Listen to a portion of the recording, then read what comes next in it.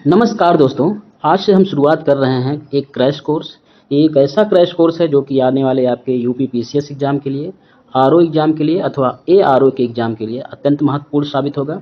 तो आज पहली क्लास में हम शुरुआत करेंगे भारत के इतिहास के बारे में कुछ महत्वपूर्ण प्रश्न, भारत के इतिहास से संबंधित कुछ महत्वपूर्ण तथ्यों के बारे में। तो पहला प्रश्न है कि जो प्रमुख बौद्ध संगीतियाँ हुई थी, जैसे 4 प्रमुख बौद्ध संगीतियाँ हुई थी, वो कहाँ हुई थी और उसके अध्यक्ष कौन थे और शासक कौन-कौन थे? तो पढ़ते हैं। प्रथम बौद्ध संगीति हुई थी राजगृह में। प्रथम बौद्ध संगीति राजगृह में हुई थी और इस बौद्ध संगीति के अध्यक्ष महाकश्यप थे। प्रथम बौद्ध संगीति के अध्यक्ष महाकश्यप थे, ठीक है। और शासक कौन थे? शासक थे अजात शत्रु। प्रथम बौद्ध संगीति जो है राजगृह में हुई। प्रथम बौद्ध संगीति राजगृह में हुई। महाकश्यप अध्यक्ष थे तथा उस समय शासक थे अजात शत्रु, ठीक है। द्वितीय बौद्ध संगीति जो है वैशाली में हुई। द्वितीय बौद्ध संगीति वैशाली में हुई। इसके अध्यक्ष साबक मीर थे। द्वितीय बौद्ध संगीति के अध्यक्ष साबक मीर थे, ठीक है। और द्वितीय बौद्ध संगीति के जो शासक थे वो कालाशोक थे। कालाशोक। द्वितीय बौद्ध संगीति वैशाली में हुई। साबक मीर इसके अध्यक्ष थे और कालाशोक इसके शासक थे, ठीक है। तृतीय बौद्ध संगीति कहाँ हुई थी? तृतीय बौद्ध संगीति पाटलिपुत्र में हुई थी। पाटलिपुत्र में हुई थी। इसके अध्यक्ष जो थे मोग्गलीपुत्र तिस्स थे। मोग्गलीपुत्र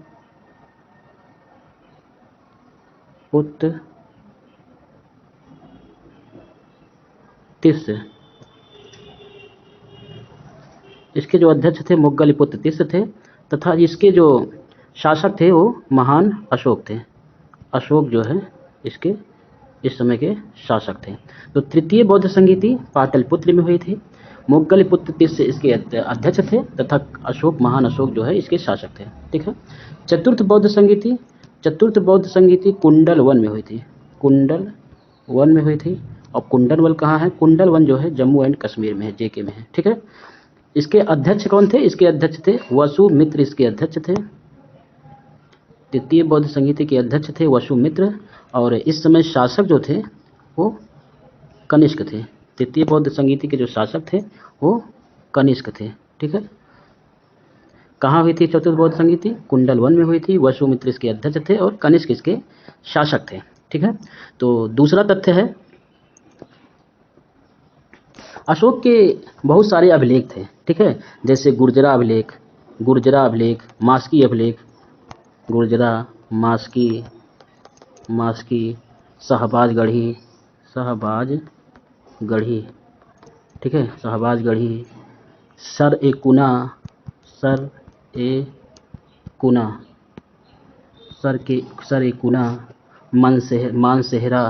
मानसेहरा, ये बहुत सारे अभिलेख दिए गए हैं, ठीक है। अशोक के अभिलेख थे। अब बताना है कि इसमें जो है द्विभाषी अभिलेख कौन सा है। इन सभी अभिलेखों में द्विभाषी अभिलेख कौन है? तो द्विभाषी अभिलेख जो है वो सर ए कुना है। सर ए कुना जो है ये द्विभाषी अभिलेख है जो कि गांधार में स्थित है। कहाँ स्थित है? गांधार में स्थित है, ठीक है। ये अशोक का द्विभाषी अभिलेख है, सर ए कुना। अगला तथ्य है दिल्ली सल्तनत में लाख बख्श किस शासक को कहा गया? लाख बख्श किस शासक को कहा गया? तो दिल्ली सल्तनत में लाख बख्श कहा गया किसको? कुतुबुद्दीन ऐबक को।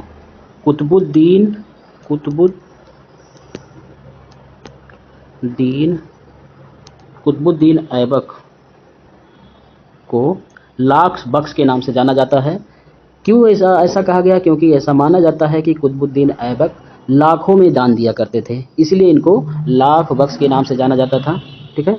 अगला प्रश्न है यानी कि चौथा प्रश्न है, यदि मैं अपने एक गुलाम को भी पालकी में बैठा दूं, ये तो मेरे आदेश पर मेरे सभी सरदार उसे कंधों पर बैठाकर ले जाएंगे।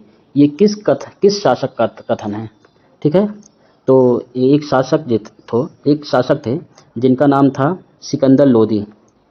सिकंदर लोदी ने एक कथन कहा था सिकंदर लोदी ने एक कथन कहा था कि यदि मैं क्या कथन कहा था? यदि मैं एक गुलाम को भी एक गुलाम को भी पालकी में बैठा दूं तो मेरे आदेश पर मेरे सभी सरदार तो मेरे आदेश पर मेरे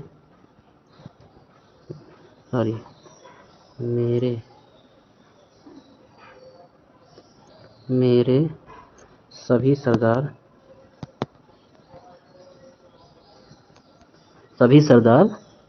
उसे कंधों पर बैठाकर ले जाएंगे। उसे कंधों पर बैठाकर ले जाएंगे। ये किसने कहा था? ये जो इतना बड़ा वाक्य जो था, ये अधिकतर पूछा जाता है कि यदि मैं एक गुलाम को भी पालकी में बैठा दूं तो मेरे आदेश पर मेरे सभी सरदार उसे कंधों पर बैठाकर ले जाएंगे। ये कथन किसका है, यानी किस शासक का है? तो इसका सही उत्तर है कि ये कथन जो है किसका है? सिकंदर लोदी का कथन है। ये कथन सिकंदर लोदी का है। अगला प्रश्न है, यानी पांचवा प्रश्न है, गांधी जी का जो आंदोलन है, जैसे कुछ महत्वपूर्ण आंदोलन है, जैसे एक है चंपारण आंदोलन कहाँ हुआ था, कब हुआ था, चंपारण आंदोलन कब हुआ था, या खेड़ा सत्याग्रह कब हुआ था? तो ये अधिकतर मिलान करने के लिए आता है, इसको जरूर याद कर लीजिएगा। खेड़ा सत्याग्रह कब हुआ था? सविनय अवज्ञा आंदोलन कब हुआ था? सविनय अवज्ञा आंदोलन कब हुआ था? ठीक है, और एक भारत छोड़ो आंदोलन कब हुआ था? ये गांधी जी के महत्वपूर्ण आंदोलन हैं। ठीक है, भारत छोड़ो आंदोलन कब हुआ था? तो चंपारण सत्याग्रह कब हुआ था? चंपारण सत्याग्रह 1917 में हुआ था। खेड़ा सत्याग्रह कब हुआ था? खेड़ा सत्याग्रह 1918 में हुआ था। सविनय अवज्ञा आंदोलन कब हुआ था? सविनय अवज्ञा आंदोलन 1930 में हुआ था। इसके बाद है भारत छोड़ो आंदोलन कब हुआ था? भारत छोड़ो आंदोलन 1942 में हुआ था। ये अति महत्वपूर्ण है, ये आपके एग्जाम में इसमें से कोई ना कोई एक प्रश्न जरूर पूछा जाएगा।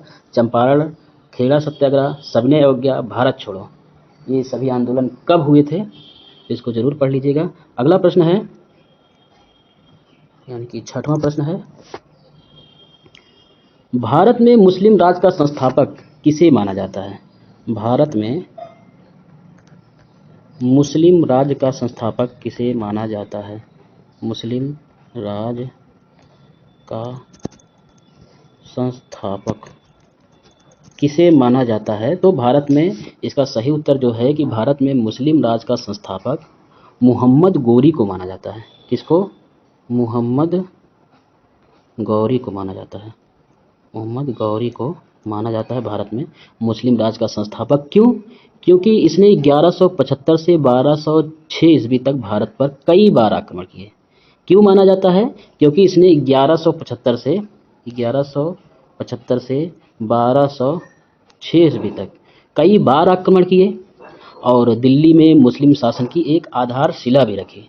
ठीक है, इसीलिए मोहम्मद गौरी को भारत में मुस्लिम राज का संस्थापक माना जाता है।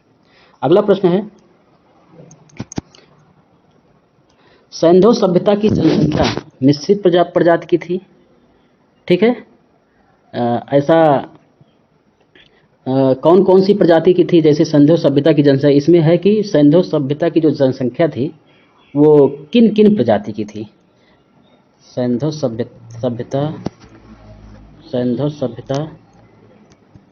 की जनसंख्या जो थी वो कितनी प्रकार की प्रजाति थी उसमें थी की प्रजातियां, कौन कौन सी प्रजाति की जनसंख्या थी उस समय सिंधु सभ्यता में? तो पहली थी एक अल्पाइन प्रजाति भी थी उसमें, अल्पाइन प्रजाति थी, और भूमध्य सागरीय प्रजाति भी थी, भूमध्य सागरीय प्रजाति भी थी, भूमध्य सागरीय प्रजाति भी थी, और इसके अलावा एक मंगोलायड प्रजाति भी थी, मंगोलायड प्रजाति भी थी। मतलब सिंधु सभ्यता की जो जनसंख्या थी वो इन तीनों प्रजातियों में से थी। जैसे अल्पाइन प्रजाति भी थी वहाँ पर, भूमध्य सागरीय प्रजाति भी थी, मंगोलायड प्रजाति भी थी। अगला प्रश्न है 8वां। अगला प्रश्न है कि सैंधव स्थल में घोड़े की अस्थियों के अवशेष कहाँ से मिले? अगर प्रश्न पूछा जाए कि सैंधव सभ्यता के अंतर्गत जो घोड़े की अस्थियां थी,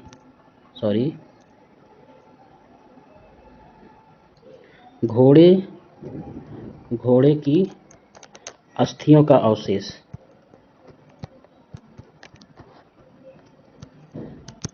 किस स्थल से प्राप्त हुआ? सैंधव सभ्यता के अंतर्गत घोड़े की अस्थियों का अवशेष किस स्थल से प्राप्त हुआ? तो वो स्थल है सुरकोतदा। कौन सा स्थल है? सुरकोतदा। सुरकोतदा से घोड़े की अस्थियों का अवशेष प्राप्त हुआ था। और ये जो सुरकोतदा है, ये इसकी खोज जो है, सुरकोतदा है, इसकी खोज जो है 1964 में जगत जोशी ने की थी। सुरकोतदा की खोज जो है, इस स्थल की खोज 1964 ईस्वी में जगपति जोशी ने की थी, जगपति जोशी ने की थी। अगला तथ्य है बुद्ध के जीवन से संबंधित कुछ महत्वपूर्ण प्रतीक हैं। ये अक्सर पूछा जाता है कि बुद्ध का जो जन्म है वो किसका प्रतीक है। जैसे कुछ महत्वपूर्ण प्रतीक हैं, जैसे जन्म का प्रतीक क्या है? गृह त्याग का प्रतीक क्या है? गृह त्याग का प्रतीक। ज्ञान का प्रतीक क्या है? ज्ञान का प्रतीक। और इसके अलावा मृत्यु का प्रतीक क्या है? मृत्यु का प्रतीक क्या है? ये बुद्ध के जीवन से संबंधित महत्वपूर्ण प्रतीक हैं। तो पहला है जन्म का प्रतीक है कमल, जन्म का प्रतीक है कमल। गृह त्याग का प्रतीक है घोड़ा, गृह त्याग का प्रतीक है घोड़ा। ज्ञान का प्रतीक है पीपल, पीपल जो है ज्ञान का प्रतीक है, पीपल जो है ज्ञान का प्रतीक है। और मृत्यु का प्रतीक जो है वो स्तूप है, मृत्यु का प्रतीक स्तूप है। इसके अलावा एक है निर्वाण, इसके अलावा एक निर्वाण है। निर्वाण का प्रतीक क्या है? निर्वाण का प्रतीक है पद चिन्ह, पद चिन्ह जो है वो निर्वाण का प्रतीक है। ठीक है, आगे बढ़ते हैं। जैन धर्म में कुछ पद्धतियां थी। जैसे कौन सी पद्धति ऐसी थी जिसमें शरीर को कष्ट देकर नष्ट कर दिया जाता था? जैन धर्म की में एक पद्धति थी जिसको सल्लेखना पद्धति कहते हैं। सल्लेखना पद्धति। इसमें इसके अंतर्गत क्या क्या होता था? शरीर को कष्ट देकर, शरीर को बहुत ही ज़्यादा कष्ट दिया जाता था, जिससे कि शरीर को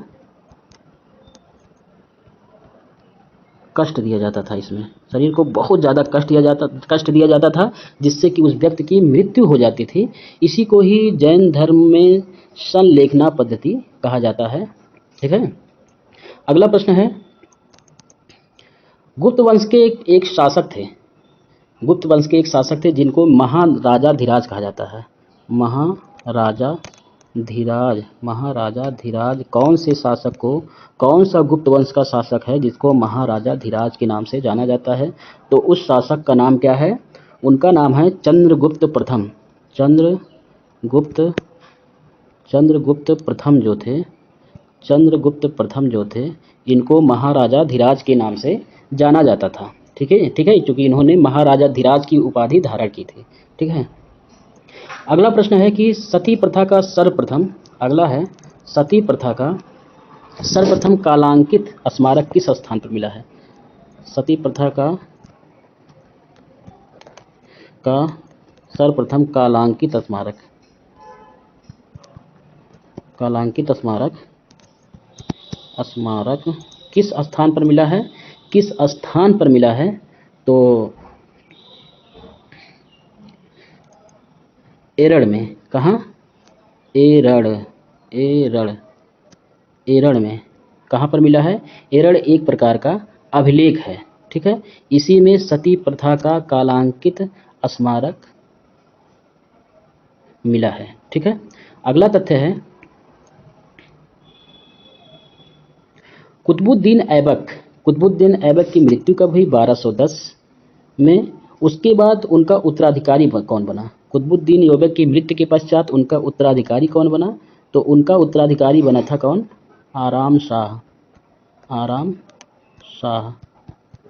कुतुबुद्दीन ऐबक की मृत्यु के बाद, चूंकि उनकी मृत्यु 1210 में हुई, उसके पश्चात आराम शाह जो है 1210 के पश्चात इनका उत्तराधिकारी बना, ठीक है। 1210 में जब कुतुबुद्दीन ऐबक की मृत्यु हुई तो उसके पश्चात आराम शाह उनका उत्तराधिकारी बना।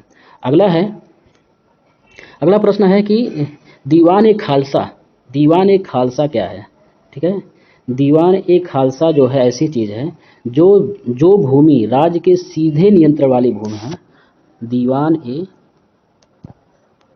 ए खालसा क्या है? दीवान ए खालसा, तो दीवान ए खालसा उसे कहते हैं जो राज्य के सीधे नियंत्रण वाली भूमि को, सीधे नियंत्रण वाली भूमि को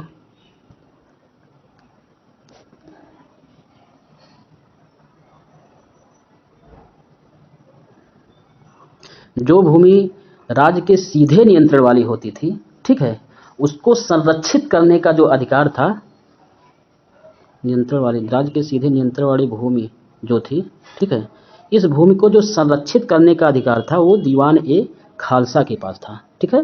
तो इसका प्रश्न ऐसे बनेगा कि राज्य के सीधे नियंत्रण वाली भूमि को संरक्षित करने का अधिकार किसके पास था? तो दीवान ए खालसा जो था वो इसका अधिकार रखता था, ठीक है। किस काल में? मुगल काल में, मुगल काल में, ठीक है। अगला प्रश्न है कि अकबर ने फतेहपुर सीकरी में बुलंद दरवाजा बनवाया, किस विजय के याद में, किस विजय के पश्चात बनाया था? अकबर ने बुलंद दरवाजा बनाया। कहाँ बनवाया? बुलंद दरवाजा बनवाया। दरवाजा बनाया, किसने बनवाया? अकबर ने बनवाया। अकबर ने बुलंद दरवाजा बनाया। और किस विजय के फलस्वरूप बनवाया था? तो कौन सी ऐसी विजय थी जिसके फलस्वरूप अकबर ने बुलंद दरवाजा बनाया था? गुजरात विजय। गुजरात विजय के फलस्वरूप अकबर ने बुलंद दरवाजा बनाया था। कहाँ बनवाया था? फतेहपुर सीकरी में। कहाँ बनवाया था? फतेहपुर सीकरी में बनवाया था। फतेहपुर सीकरी में बनवाया था बुलंद दरवाजा, ठीक है। अगला है जब शिवाजी का प्रशासन था उस समय सर ए नौबत एक शब्द चलता था, वो क्या था? शिवाजी के प्रशासन के समय सर ए नौबत एक शब्द था, वो क्या था? तो इसको कहते थे कि पैदल सेना का जो अधिकारी होता था, पैदल सेना का जो अधिकारी होता था उसी को सर ए नौबत कहा जाता था। पैदल सेना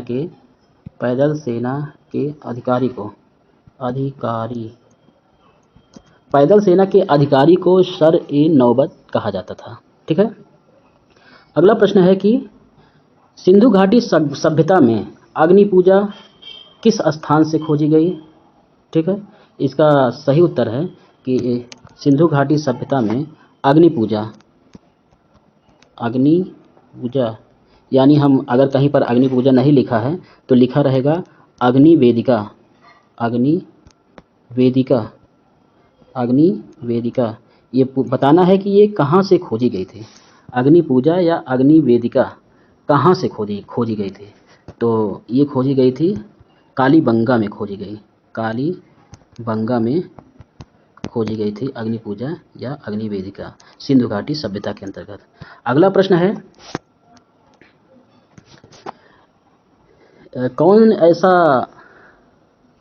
अगला प्रश्न ये है कि वो कौन सी पुस्तक है जिसमें चंद्रगुप्त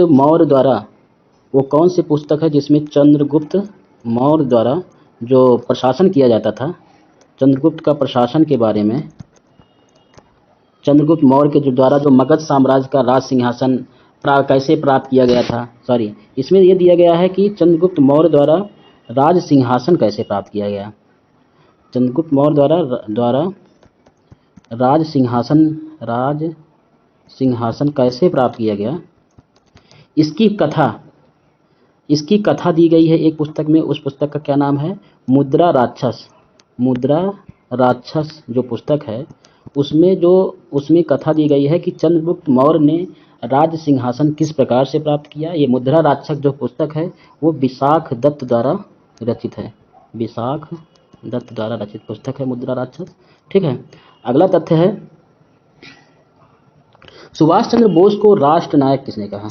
अब तथ्य है कि सुभाष चंद्र बोस को राष्ट्र नायक किसने कहा। राष्ट्र नायक किसने कहा सुभाष चंद्र बोस को?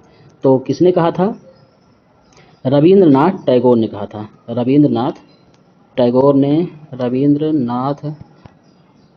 ने सुभाष चंद्र बोस को राष्ट्र नायक कहा था। रविंद्रनाथ टैगोर ने सुभाष चंद्र बोस को राष्ट्र नायक कहा था। ठीक है, अगला तथ्य है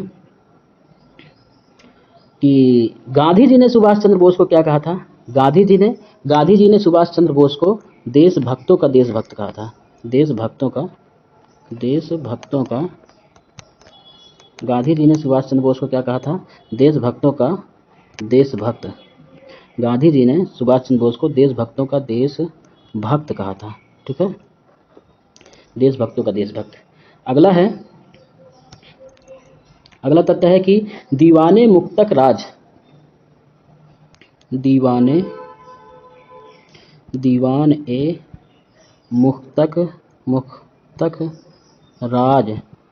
ये किससे संबंधित है? दीवाने मुक्तक राज किससे संबंधित है?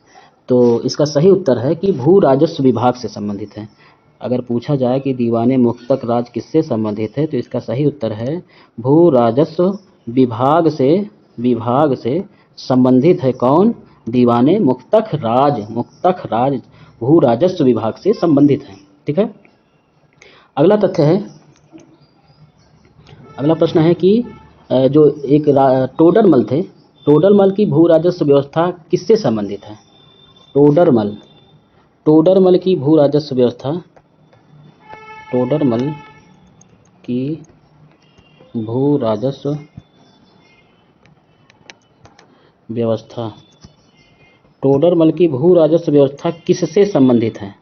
किससे संबंधित है? तो जावती से संबंधित है। जावती प्रणाली से संबंधित है। किससे संबंधित है? जावती प्रणाली। महत्वपूर्ण तथ्य है, जावती प्रणाली से संबंधित है।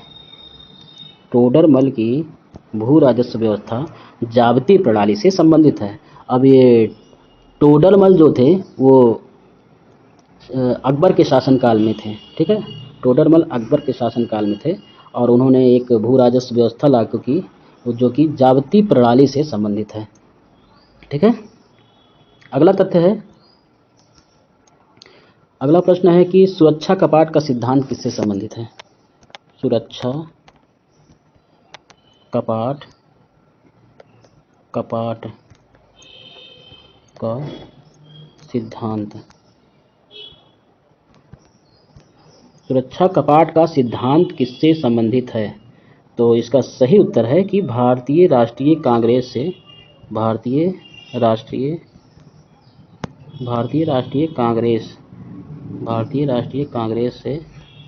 संबंधित है। सुरक्षा कपाट का सिद्धांत भारतीय राष्ट्रीय कांग्रेस से संबंधित है। ठीक है, अगला प्रश्न है सांप्रदायिक चुनाव प्रक्रिया कब प्रारंभ हुई? अगर प्रश्न पूछा जाता है सांप्रदायिक चुनाव प्रक्रिया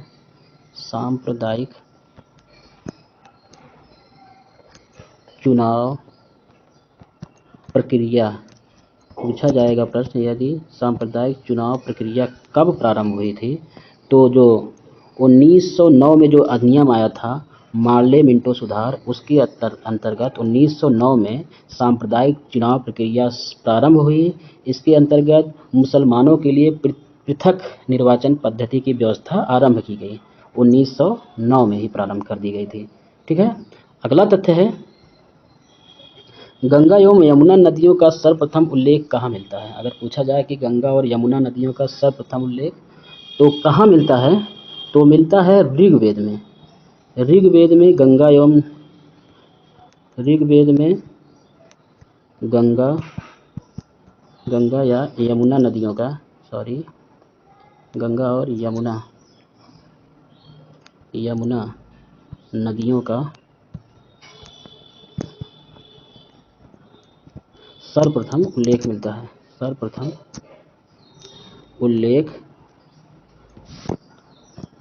उल्लेख जो है गंगा एवं यमुना नदियों का कहाँ मिलता है? तो ऋग्वेद में मिलता है। कहाँ मिलता है? तो ऋग्वेद में मिलता है। ठीक है। अगला प्रश्न है कि जैन मत में संथारा से क्या तात्पर्य है? अगर हम कहें कि जैन मत में एक है संथारा, एक शब्द है संथारा, ठीक है, उससे क्या तात्पर्य है? तो उसका तात्पर्य ये है कि उपवास द्वारा प्राण त्यागने का एक अनुष्ठान है। संथारा क्या मतलब है? उपवास द्वारा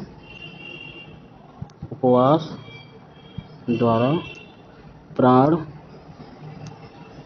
त्यागने का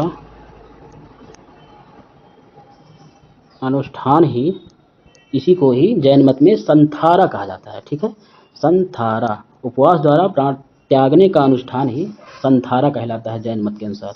ठीक है। अगला प्रश्न है प्रत्युत समुत्पाद।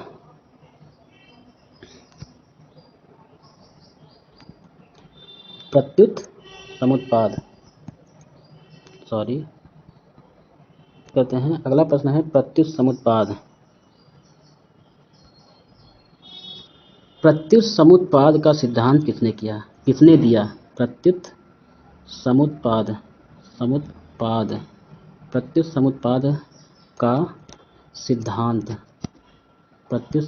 का सिद्धांत किसने दिया? तो इसका सही उत्तर है कि प्रत्युत समुत्पाद का सिद्धांत ये बौद्ध धर्म से संबंधित है।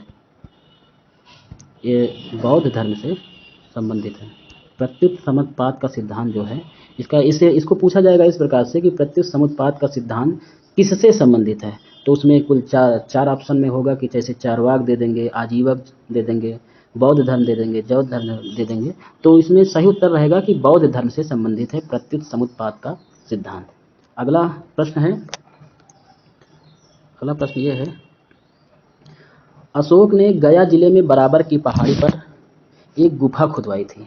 ठीक है, किसके लिए खुदवाई थी? बराबर की पहाड़ी पर अशोक ने एक गुफा खुदवाई थी, बराबर की पहाड़ी पर, जो कि गया जिले में है। बराबर की पहाड़ी गया में स्थित है। इसको अशोक द्वारा खुदवाया गया था। बराबर की पहाड़ी गया में है। इसमें अशोक द्वारा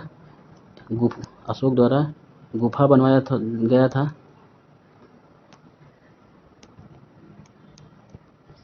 किसमें? बराबर की पहाड़ी में। ठीक है। अब पूछा जाएगा कि ये जो गुफा का निर्माण किसके लिए खुदवाया गया था? तो जो आजीवक संप्रदाय के लोग थे, आजीवक संप्रदाय के लिए, आजीवकों के लिए ये गुफा का निर्माण कराया गया था अशोक के द्वारा। ठीक है। अगला प्रश्न यह है कि पूर्व योजना के अनुसार मुस्लिम लीग ने सीधी कार्रवाई दिवस कब मनाया था? मुस्लिम लीग द्वारा एक सीधी कार्रवाई दिवस मनाया गया था। मुस्लिम लीग द्वारा सीधी कार्रवाई दिवस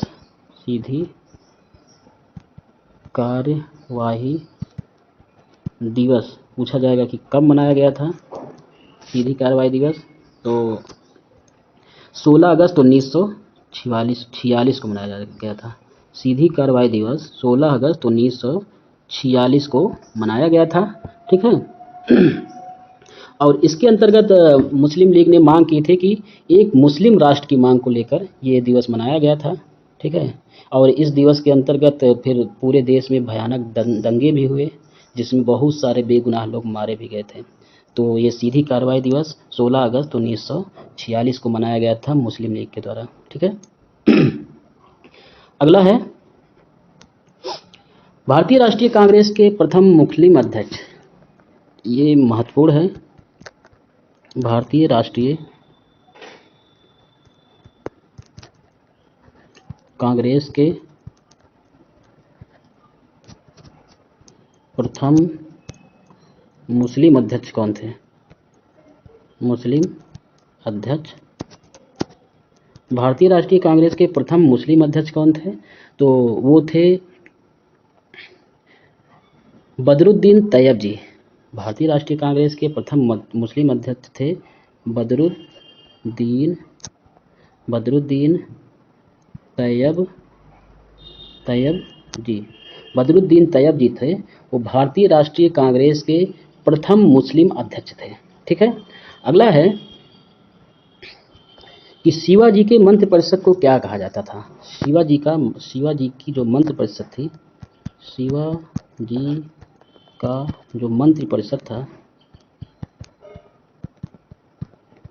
शिवाजी के मंत्रिपरिषद को क्या कहा जाता था? तो शिवाजी के मंत्रिपरिषद को अष्टप्रधान परिषद कहा जाता था। कौन सा? अष्टप्रधान परिषद कहा जाता था। शिवाजी के मंत्रिपरिषद को अष्टप्रधान परिषद कहा जाता था। तो आज हमने लगभग 30 प्रश्न कवर किए हैं। तो मिलते हैं अगले वीडियो में। इसी कड़ी में हम पढ़ेंगे कुछ अन्य महत्वपूर्ण ऐतिहासिक प्रश्नों के बारे में। तो तब तक के लिए जय हिंद, जय भारत।